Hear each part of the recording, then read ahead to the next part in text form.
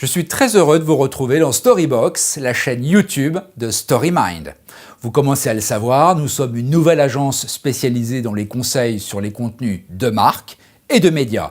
2 fois par mois, nous postons de courtes pastilles vidéo comme celle-ci pour partager quelques idées sur les smart content. Aujourd'hui, on parle d'incarnation dans les stories. La défiance à l'égard des discours crée une immense attente de confiance dans celui qui parle. Mais qui mettre en avant pour être crédible? Storybox épisode 5, c'est parti!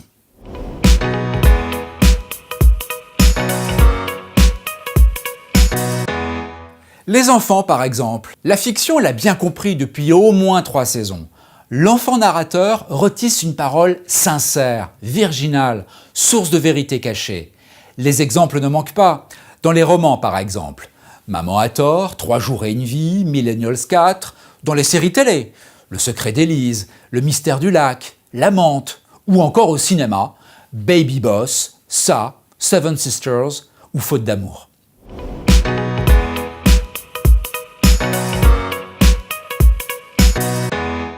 Aujourd'hui, les stories sur le monde réel s'emparent du phénomène. C'est d'ailleurs toujours comme ça que ça se passe. La fiction donne le là et les real content s'en inspirent quelques saisons plus tard. Par exemple, au tableau sur C8. L'émission place les candidats à la présidentielle face à une classe d'enfants pour déplacer le regard et renouveler les discours. Le succès a été immédiat. Mais regardons ce que ça donne du côté des marques. Certaines ont très vite compris l'intérêt de confronter leurs produits au regard candide des enfants. C'est imparable. Courgette. Concombre. Bah sinon ça c'est grand, le concombre, et celui-là il est petit. Courgette, ça c'est une courgette, voyons. Bah oui, c'est un chou-fleur, j'ai envie de manger. Oh mais c'est pas cuit.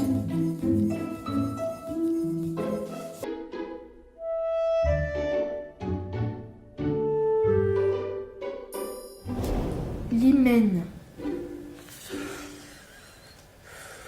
Qu'est-ce que c'est l'hymen? Ah non, c'est compliqué là.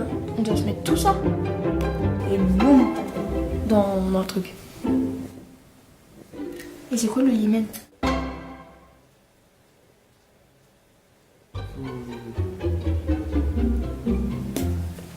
Je sais pas. La marque devient bienveillante, proche, pédagogique. Elle ne se contente pas de vendre ses produits, elle tisse avec ses consommateurs une relation chaleureuse et sincère qui ose aborder les problèmes sans tabou, tout en douceur. Il y a le regard des enfants d'aujourd'hui, mais il y a aussi l'enfant qu'on a été.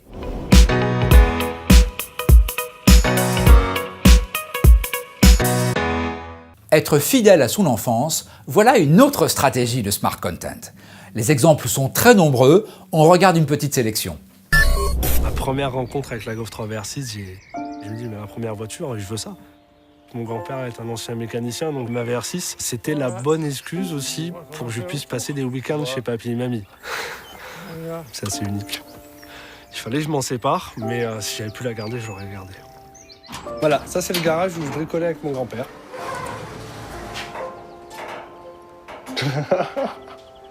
Ça c'est une belle surprise, ça. Je peux ?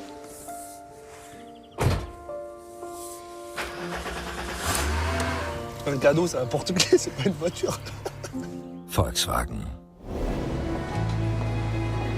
C'est bon maman, à ce prix-là, je peux me l'offrir.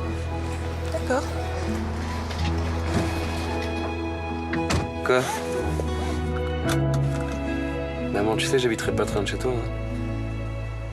Je sais.